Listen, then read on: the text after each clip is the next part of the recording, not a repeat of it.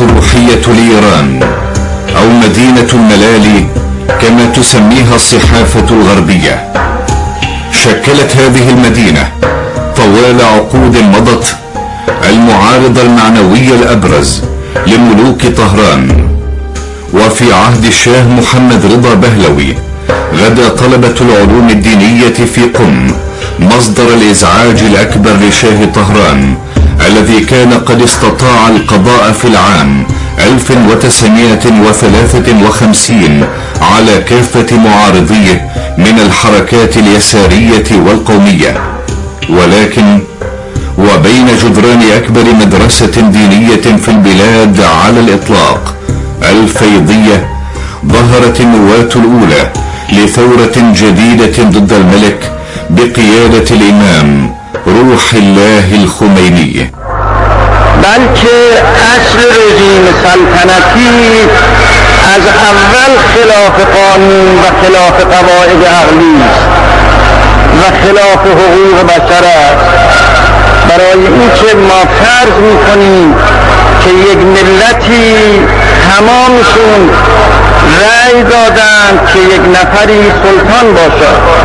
بسیار خوب، اینها از باب اینکه مسلط بر سرنوشت خودشون هستند و مختار به سرنوشت خودشون هستند، رأی اونها برای اونها قابل عمل است. لکن اگر چنانچه یک ملتی رأی دادند ولو تمامشون به این که اعقاب این سلطان هم سلطان باشد، این به چه حقی ملت 50 سال پیش از این سرنوشت ملت بعد را معین می کند؟ بدأت المرجعية الدينية لروح الله الخميني تظهر بشكل تدريجي مطلع الستينيات. لم يكن المرجع الوحيد في قم، لكن شهرته بدأت مع طرحه للقضايا السياسية داخل الحوزة، فيما فضل بقية العلماء والمراجع عدم التدخل في السياسة.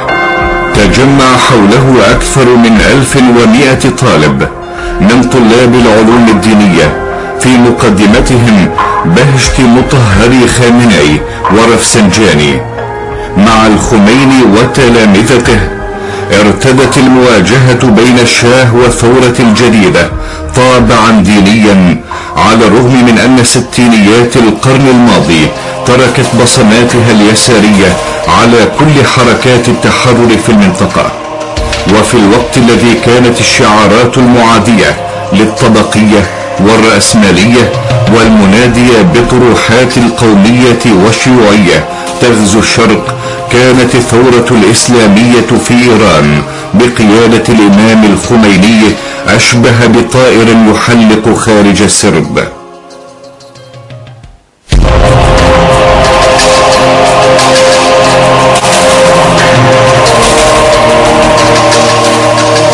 عرفت إيران بعد انقلاب العام 1953 الذي أطاح بحكومة الدكتور محمد مصدق تحولا استراتيجيا. فمنذ ذلك التاريخ وحتى العام 1961 غير الشاه محمد رضا بهلوي من وجه إيران الخارجي، ونسج تحالفات جديدة حولت بلاده إلى محطة نفوذ أمريكية في المنطقة في مواجهة الشيوعية الآتية من موسكو.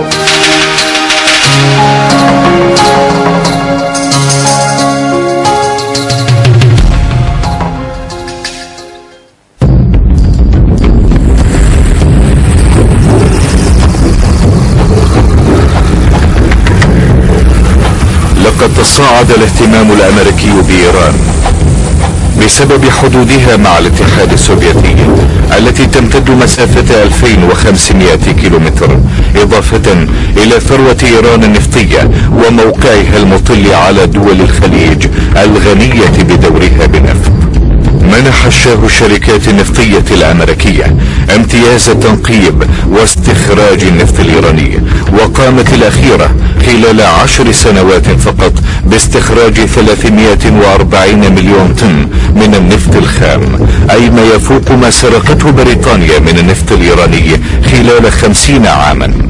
رافق ذلك انخفاض حاد في سيولة الدولة سببته المصاريف الضخمة التي صرفها الشاه على تقوية البنية العسكرية لجيشه.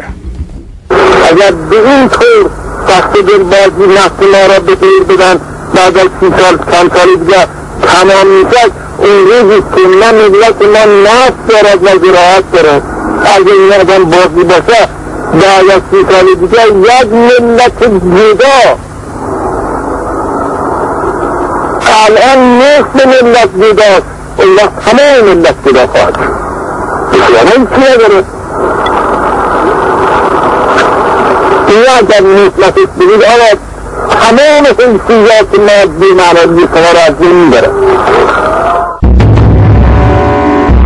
العام 1956 دخلت إيران في حلف بغداد في مقابل مشاريع الوحدة التي بدأها الرئيس جمال عبد الناصر، وسارع الشاه إلى نسج علاقات سرية بالكيان الصهيوني لم تخرج إلى العلن خوفا من ردة فعل الشارع الإيراني، لكن ثمار هذه العلاقة ما لبثت أن أنتجت أولى خلايا جهاز المخابرات الإيراني السافاك بمعاونة وتدريب من ضباط الموساد ووكالة المخابرات الأمريكية. لقد ارتبط اسم سافاك بأبشع عمليات الاعتقال والتعذيب، ولا زال العديد من الإيرانيين يحملون ذكريات وبصمات من تلك الفترة.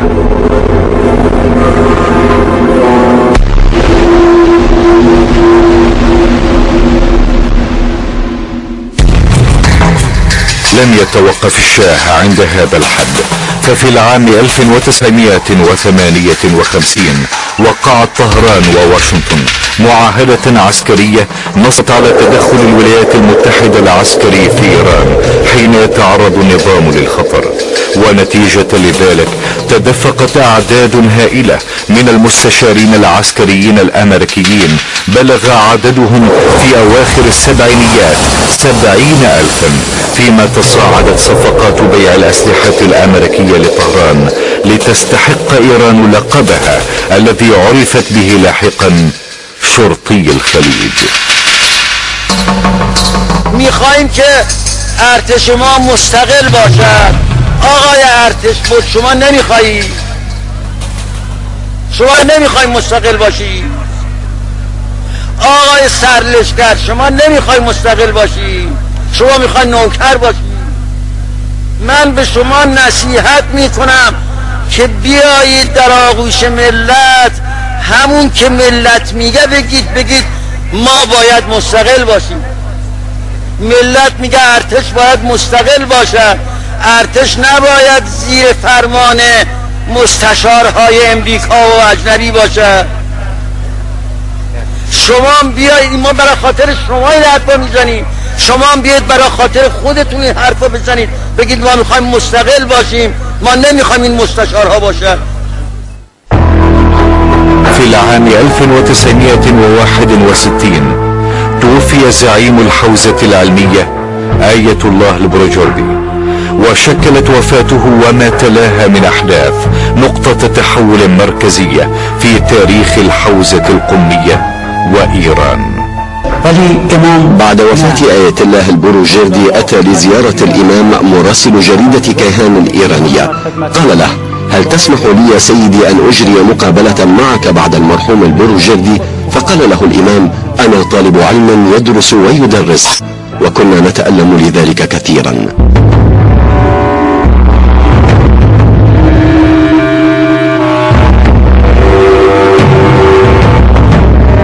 اعتقد الشاه محمد رضا بهلوي أن وفاة آية الله البروجردي سوف تضعف من قدرة الحوزة القمية على مواجهته وتزيل من أمامه آخر العقبات بعدما استطاع القضاء على ثورات مصدق وكاشاني ونواب صفوي.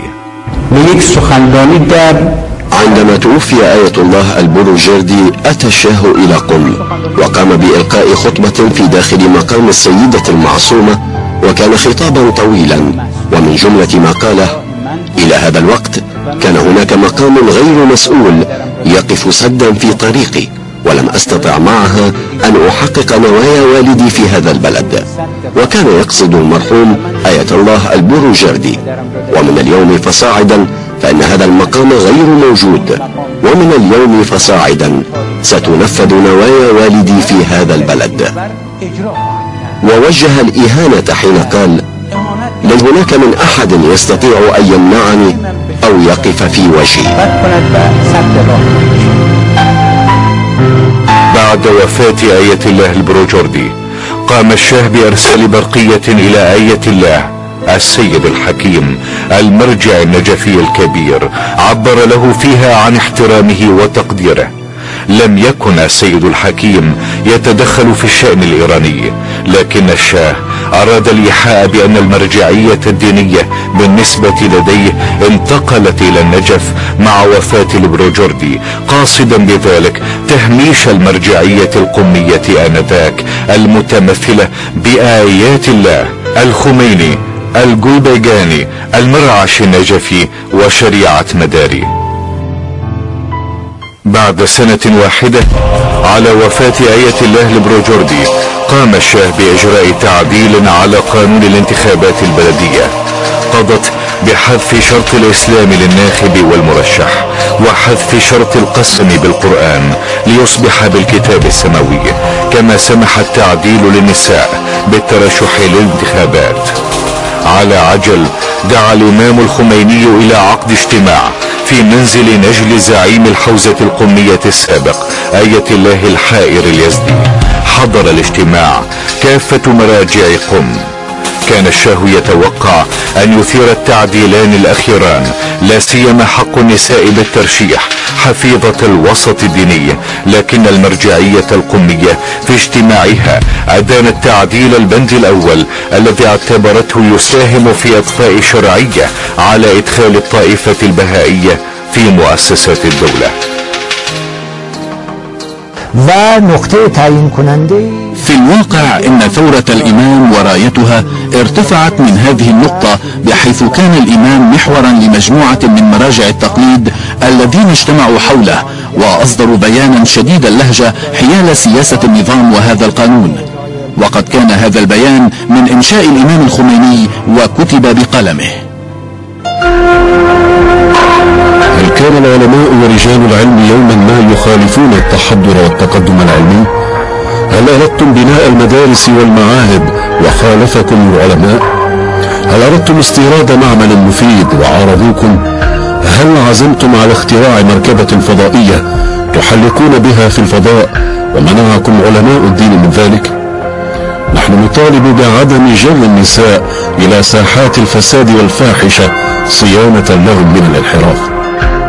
إن 20 سنة الماضية انقضت من السفور ومنع الحجاب، بماذا عادت علينا وعلى رجالنا وبلادنا؟ انصرفوا عن هذه الألاعيب ودعونا منها، وارفعوا أيديكم عن القرآن والدين الإلهي، ولا تعتدوا على دستور البلاد باسم الرقي والتحضر والتمدن الكاذب. جاء رد الشاه سريعا.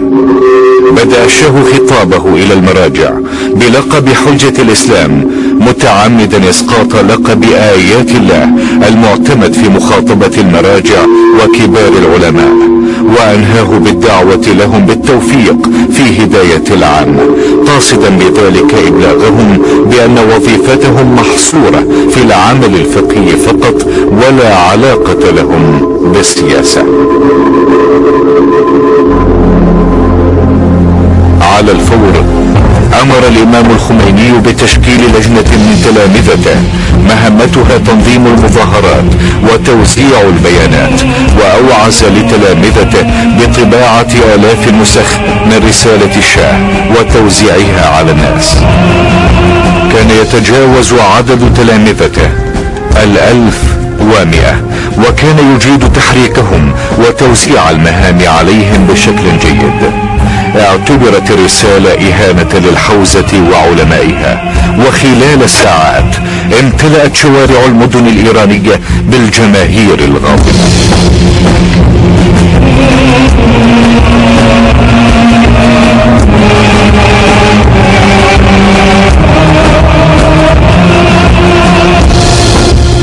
لأنك دعوتنا إلى هداية العامة، فإني أخاطبك أيها العامي أنت وحكومتك. الظاهر أنكم عزمتم على عدم الاهتمام والالتزام بنصائح وإرشادات رجال العلم والعلماء الأفاضل الذين هم عناد الأمة وملاذ الجماهير، وتظنون بأنكم تستطيعون الوقوف أمام القرآن والدستور ومشاعر الجماهير المسلمة.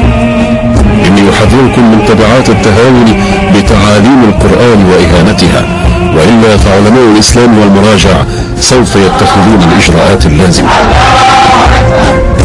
استمرت التظاهرات 6 أشهر كاملة، لم يهدأ الشارع الإيراني خلالها، مما اضطر الشاه إلى بعث برقية إلى المراجع باستثناء الإمام الخميني قال فيها إنه تراجع عن تعديل القانون، لكن روح الله أصر على أن تعديل القانون لم يسقط ببضع برقيات سرية، وطالب بأن يعلن ذلك رسميا، فاضطر الشاه حينها إلى نشر قرار التراجع في الجريدة الرسمية. شهرة امام شناخته از مسائل روز.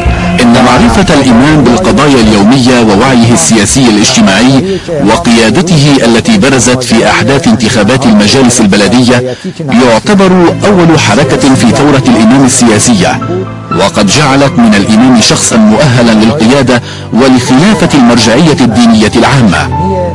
وقد تعرف الشباب الإيراني إلى هذه الحقيقة واستوعبها. وفي الحقيقة لقد كان لأنصار وطلبة الإمام ومدرسي الحوزة دورا بارزا، بحيث اشترك كل منهم في تقديم الإمام إلى الشعب الإيراني.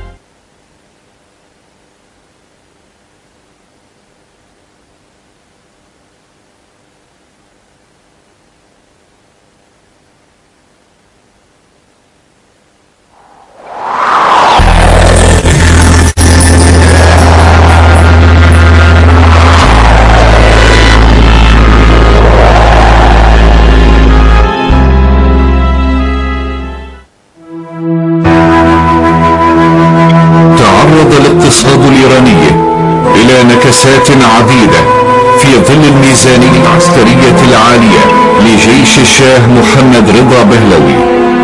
وخلال 5 سنوات فشلت 3 حكومات في تحسين الوضع الاقتصادي.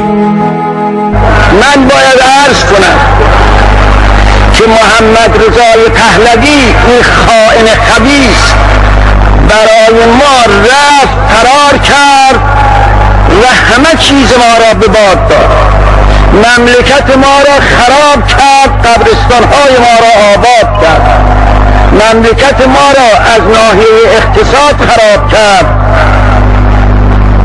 تمام اقتصاد ما الان خراب است و از هم ریخته است که اگر چنانچه بخواهیم ما این اقتصاد را به حال اول برگردانیم، سالهای طولانی با همت همه مردم نه یک دولت این کار را میتوند بکند.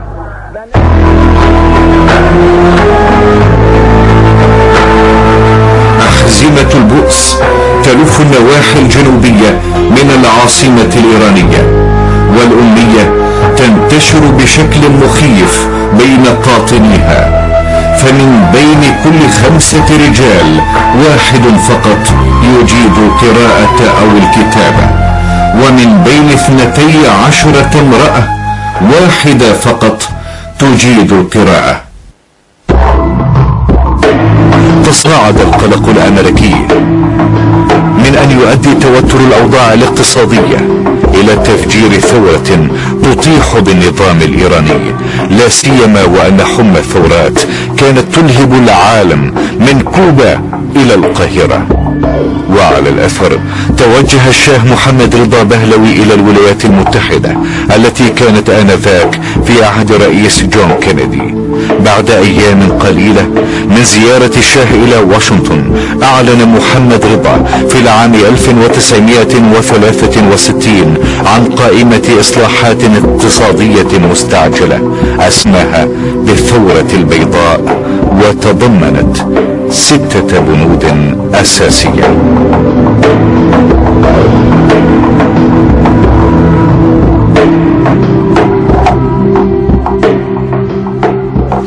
خدا میداند اون روزی که من عکس محمد رضا را دیدم در روزنامه ها، اینجا در مجله بود چیزی که در امریکا مقابل یکی از چیزای ریاست جمهورهای اونها ایستاده بود مثل بچه‌ای و اون عینکش را برداشته بود و به اون نگاه هم نمی‌کرد، اینطور نگاه می‌کرد و اینطور ایستاده بود.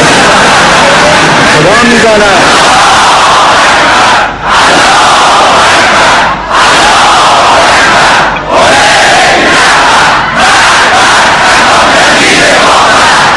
تلخی این در ذائقه من شاید حالان باشد که ما اینطور هستیم که یه نفر آدمی که میگه من همه کارا هستم و کشور ما میخوام برسانم به کذا و از ژاپن و جلو بیفتیم، یه همچه آدم ضعیف زبون است که میاد در امریکا بعد از همه تشریفات که اجازه بدن و شروع کنن برد اونجا، میستد اونجا پهلوی جاکوز آرم بود ایستاده اونجا و اون مردک تو صورتش نگاه نمی کند، عینکش را برداشته اینطور نگاه می کند و اینطور ایستاده.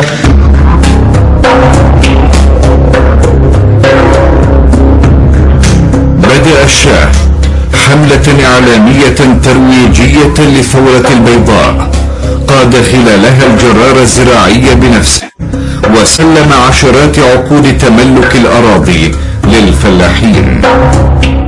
شما ملاحظه کنید به اسم این که ما میخواهیم زراعت را، دهقانها را دهقان کنیم، تا حالا رعیت بودن و ما میخوایم حالا دهقانشون کنیم. اصلاحات ارضی درست کردن، اصلاحات ارضیشون بعد از این مدت طولانی به اینجا منتهی شد که به کلی دهقانی از بین رفت، به کلی زراعت ما از بین رفت و الان شما در همه چیز محتاجی است به خارج. یعنی محمد رضا این کار را کرد تا بازار درست کند از برای آمریکا و ما محتاج به او باشیم در این که گندم از او بیاریم، برنج از او بیاریم، همه چیز را، تخم مرغ از او بیاریم یا از اسرائیل که دست می‌کنه امریکاست بیاریم. بنابراین کارهایی که این آدم کرده به عنوان اصلاح، این کارها خودش افساد بوده است. قضیه اصلاحات ارضی یک لطمه‌ای در مملکت ما وارد کرده است که تا شاید 20 سال دیگه ما نتوانیم را جبرانش بکنیم. وسع الإمام الخميني من انتقاداته للشاه، معتبرا خطواته الاقتصادية انتهاكا فاضحا للدستور الذي لا يمنحه هذا الكم من الصلاحيات. أذكر جيدا أن الإمام دعا علماء قم ومراجعها في أحد الليالي إلى منزله، وقال إن هذه المرحلة تختلف عن سابقاتها، ففي المرحلة السابقة كانت الحكومة، أما الآن فهو الشاه الذي سيذهب بالأمور إلى آخر مطافها، وإذا أريد لحركتنا أن تستمر ولابد لها من ذلك فهي بحاجة إلى الاستقامة. وأذكر حينها أنه أخذ العهد من العلماء على أن لا يتخلف أحد عن هذه الحركة طالما تم التصميم على الوقوف بوجه الشاه. أصدرت الحوزة القمية فتوى وصفت ممارسات الشاه بأنها معادية للإسلام ومخالفة للدستور. كانت فتوى العلماء كافية لإشعال موجة عارمة من المظاهرات في كل المدن الإيرانية أضربت خلالها الأسواق والمحلات التجارية. أبدى الشاه شيئا من المرونة مبتعدا عن تصادم حتمي مع الحوزة، وحاول أن يضفي على حركته شيئا من الشرعية، فدعا الإيرانيين إلى المشاركة في استفتاء على بنود الثورة البيضاء، وأعلن عن عزمه زيارة قم ومقابلة علمائها في مسعى منه للتهدئة. تصدى الإمام الخميني لزيارة الشاه إلى قم، وأصدر فتوى بتحريم استقبال الشاه الذي انزعج من ذلك الأمر انزعاجا شديدا. انتشرت فتوى الإمام الخميني بتحريم استقبال الشاه، وأقفلت المحلات التجارية أبوابها في قم. أما الاستفتاء فقد جاءت حصيلته رسمية موافقة 5,600,000، لكن الإمام الخميني رفع من وتيرة المواجهة وأعطى أوامره بوقف كافة النشاطات الدينية في جميع أنحاء البلاد، معلنا الحداد العام في عيد النيروز.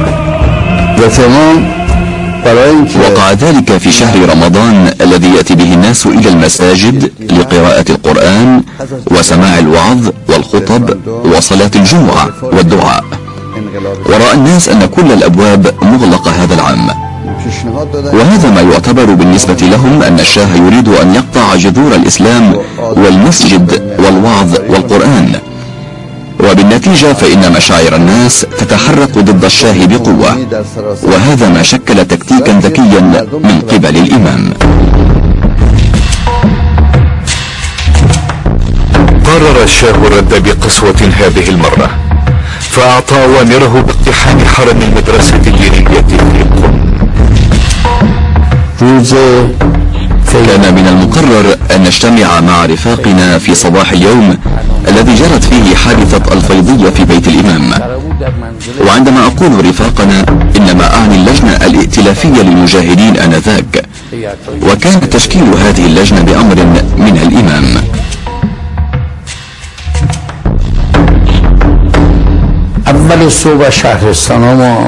وصلت في الصباح من مدينتي إلى بيت الإمام في قم، وكان شكل الإمام في وضعية مختلفة، وكان له من الهيبة العجيبة الشيء الكثير. كنا في باحة المنزل، فرشوا لنا للجلوس هناك. اجتمع الجميع وكانوا ينظرون إلى الإمام الذي تحدث بهذه اللهجة التي تسمعونها، وقال: ليقرأ أحدهم القرآن، بعض آيات من القرآن.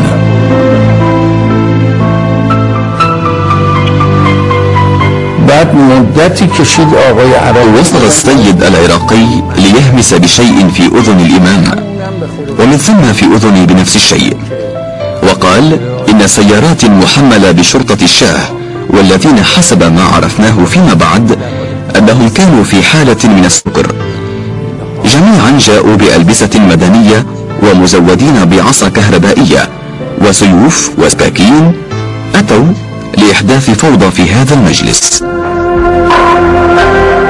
إني أحذر الذين يخلقون الفوضى ويهرجون في هذا الاجتماع بأن لا يقوموا بأي حركة مخالفة لنظام الاجتماع، وإذا ما أصروا على موقفهم وحاولوا أن يمنعوا وصول صوت الخطيب إلى سائر المستمعين، فإنني شخصيا سأتوجه إلى الشارع وأقوم بشرح ما يجب أن يسمعه الشعب.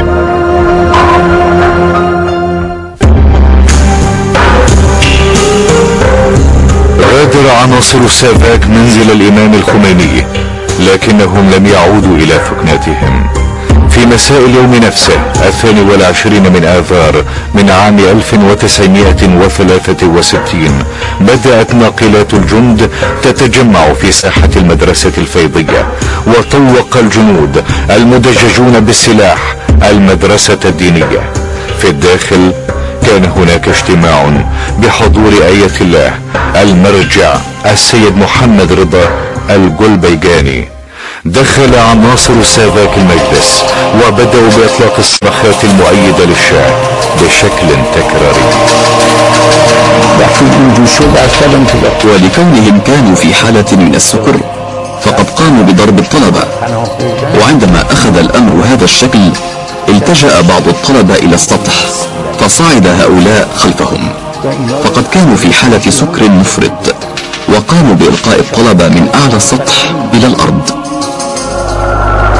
ما حساب بکنیم که این مصیبت ها برای چه به این ملت وارد شد؟ مگر این ملت چه میگفت و چه میگوید که از اون وقتی که صدای ملت در آمده است تا حالا قتل و ظلم و غارت و همه اینها ادامه دارد؟ ملت ما چی میگفتند که مستحق این عقوبات شدند؟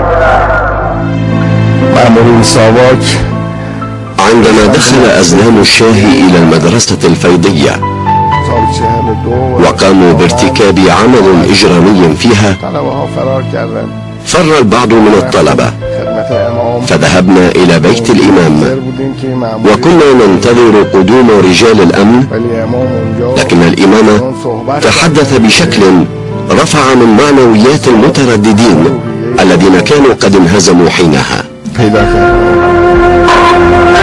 لقد هيأت نفسي وجسدي وصدري لاستقبال رماحكم وسهامكم، وسوف لن أرضخ لكم أو أتنازل أو أتقهقر أمام جبروتكم واضطهادكم بإذن الله تعالى. سوف لن أسكت عن أي عمل مخالف للإسلام ولمصلحة البلاد يصدر عنكم، وما دام القلم بيدي فسوف أسطر الفتاوى والمنشورات لمحاربتكم أبد الدهر.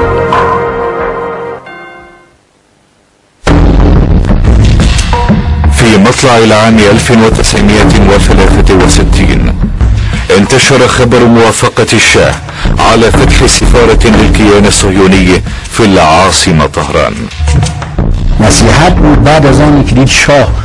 عندما رأى الإمام أن الشاه يريد تجاوز أحكام وقوانين الإسلام وخصوصا ما يتعلق منها بقضية فلسطين، وفتح سفارة للكيان الصهيوني الغاصب لفلسطين في العاصمة طهران، فقد أخذت حركته المعارضة للشاه شكلها العلني. دعا الإمام الخميني إلى عقد اجتماع في منزله حضره علماء ومراجع الحوزة، واتفق في الاجتماع على توجيه خطاب قاس إلى الشاه في ذكرى عاشوراء، لكن أحد المراجع السيد شريعة مداري انسحب من الاتفاق. قام الشاه بإشاعة جو من الرعب والخوف في المجتمع والحوزة، وعلى خلاف ما كان متوقعا فقد صمم الإمام على جعل المواجهة أكثر علنية، وعلى كشف جرائم أمريكا في إيران وارتباط نظام الشاه بإسرائيل بشكل علني في بياناته وخطاباته، وهذا ما حدث في خطابه التاريخي في يوم عاشوراء. عليك أن تمتثل لأوامر الإسلام وأن تصغي لما يقوله أهل العلم والعلماء. هؤلاء يريدون صلاح الوطن. أعرض عن إسرائيل صفحا فإنها لن تنفعك يوما بل ساعة. أيها التعيس، أيها الذليل، لقد انقضى من عمرك 45 سنة. تأمل قليلا، تدبر قليلا، لاحظ عواقب الأمور، اعتبر بكل ما مضى، اعتبر بأبيك، لا تصغي إلى ما يلقنونك إياه من أكاذيب ودجل. لما كل هذا الهراء؟ من هي الرجعية السوداء؟ الإسلام والعلماء أم أنت يا صاحب الثورة البيضاء؟ ما هي هذه الثورة؟ عرفنا جذورها، اكشف النقاب عن أساسها. إلى متى تطمع بالسلطة؟ وإلى متى تريد تضليل الشعب؟ إن الإمام الخميني أول وآخر شخصية خاطب الشاه بلقب التافه، في تاريخ السلطة البهلوية لم يقم أحد من الشخصيات السياسية أو العلمائية بمخاطبة الشاه بمثل هذا الخطاب. وحده الإمام الذي خاطب الشاه في فترة حكم السلطة الدكتاتورية بمثل كل هذه القوة والثبات، وقال للشاه: يا سيء الحظ، يا بائس أيها الرجيل. كانت خطبة الإمام في عاشوراء عملا إبداعيا وأدبيا سياسيا من أدبيات السياسيين المعاصرين. فمن ناحية المعايير الظاهرية لم تكن هناك من أرضية لهكذا مواجهة مباشرة للمجتمع الإيراني مع نظام الشاه، فقد انزوت الأحزاب والفعاليات السياسية التي كانت نشطة في إيران، وابتعد أكثرها عن دائرة الاهتمامات السياسية أو غادروا البلد. وفجأة حدث انفجار كبير في إيران أحدثه خطاب الإمام الخميني الحاد في المدرسة الفيضية ضد نظام الشاه وضد أمريكا وإسرائيل. وكما يقال هنا فقد كان انفجارا قويا وصل صداه إلى جميع أنحاء إيران بالشكل الذي تصل به الطاقة الكهربائية. في منتصف ليلة الرابع من حزيران من العام 1963 وردا على خطاب الإمام الخميني في عاشوراء، هاجمت وحدة من القوات الخاصة في الجيش الإيراني متسترة بالزي المدني منزل روح الله واقتادته إلى خارج المنزل. كانوا يرتدون زيا أسود وضعوني بالسيارة، لم يشغلوا المحرك، بل قاموا بدفع السيارة إلى آخر الزقاق لئلا يسمع الجيران صوتا. لم أتكلم معهم شيئا، ولكن عندما اقتربت السيارة من طهران وبانت مصاف النفط قلت: لقد أصبحنا فدية وقربانا لهذا النفط، من أجل هذا نهبوا جميع ثرواتنا وينهبون. كررت لهم أكثر من مرة أن يمنحوني دقائق للتودع والصلاة، لكنهم لم يستجيبوا، ما اضطرني إلى التيمم والصلاة في السيارة.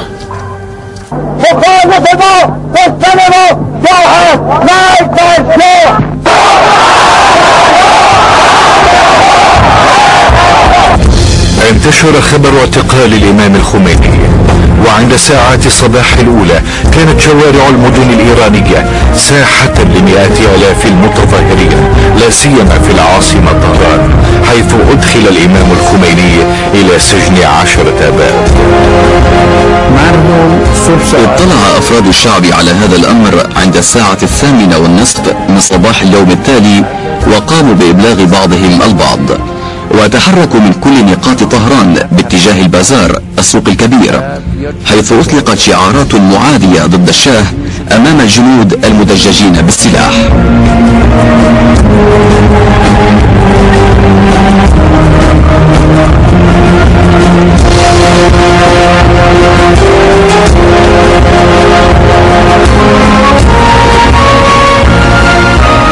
بدأت الناس بالخروج من البازار استعدادا لبدء التظاهرات.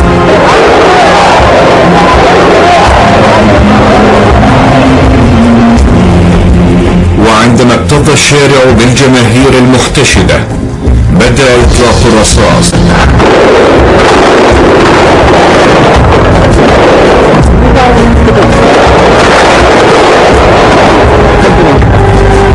كان الجنود في البداية يطلقون النار على أقدام المتظاهرين، يقصدون بذلك عدم إيقاع قتلى في صفوف الشعب، إلا أن التقارير الفورية التي رفعها ضباط الارتباط في السفارات الأمريكية والروسية والبريطانية المحيطة بقصر الشاه والقريبة من المكان دفعته إلى إعطاء الأوامر بقتل كل جندي لا يطلق النار على الرأس، مقحما مروحياته في المجزرة.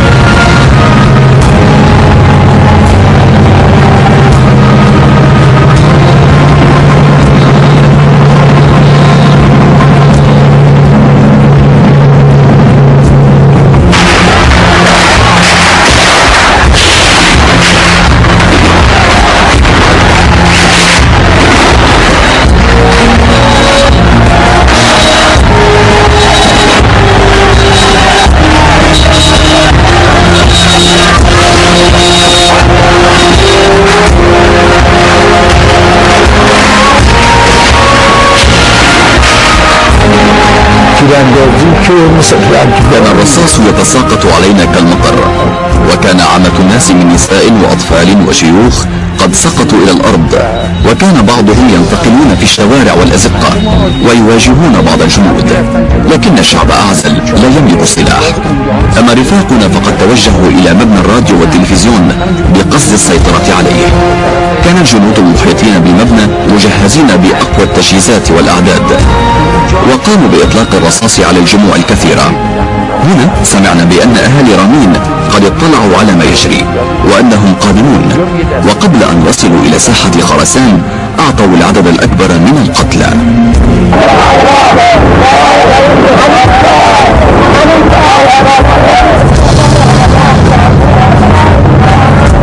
قدرت مصادر غربية عدد القتلى في المجزرة بالآلاف.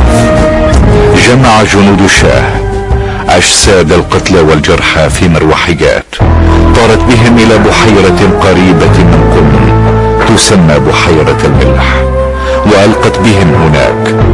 وقد تكفلت نسبة الملح المرتفعة بإذابة أجساد المئات.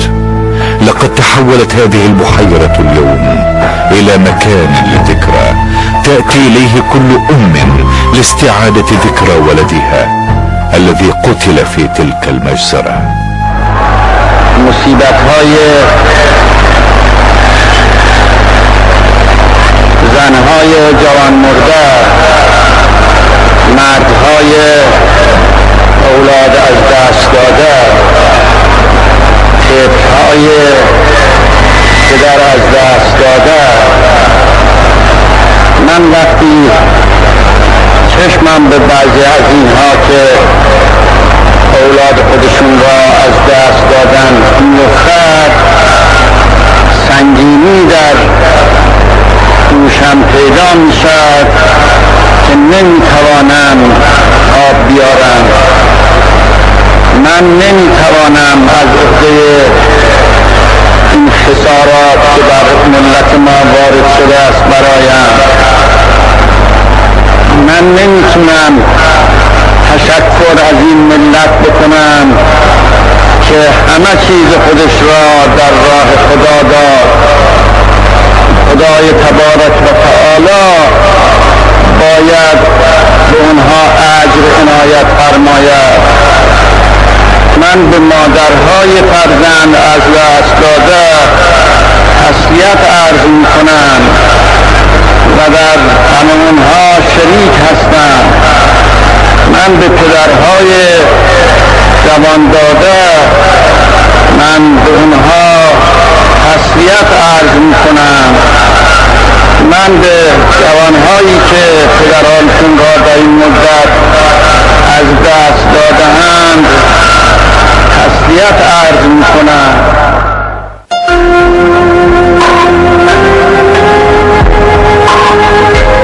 أودع الإمام الخميني سجن 10 آباد الكان في العاصمة طهران، وهناك حاولوا بدء التحقيق معه. عندما ذهبوا إلى الإمام لإجراء تحقيق معه خاطبهم الإمام قائلا: اجمعوا أوراقكم وأقلامكم اخرجوا، لا أريدكم أن تبقوا هنا. وفي المرة الثانية التي ذهبت بها لجنة من هيئة القضاء العسكري إلى الإمام قائلين له: إننا نقوم بإنجاز الملف الخاص بمحاكمتك. فأجاب الإمام: بما أن القضاء غير مستقل فلست مضطرا لأن أجيب على أسئلتكم. فقيل له: اكتب إذن ما قلته على الورق. فكتب الإمام سطرا واحدا قال فيه: بما أنه ليس هناك من قضاء مستقل في إيران فإني أرى لنفسي العذر في عدم الجواب وأمتنع عن الإجابة.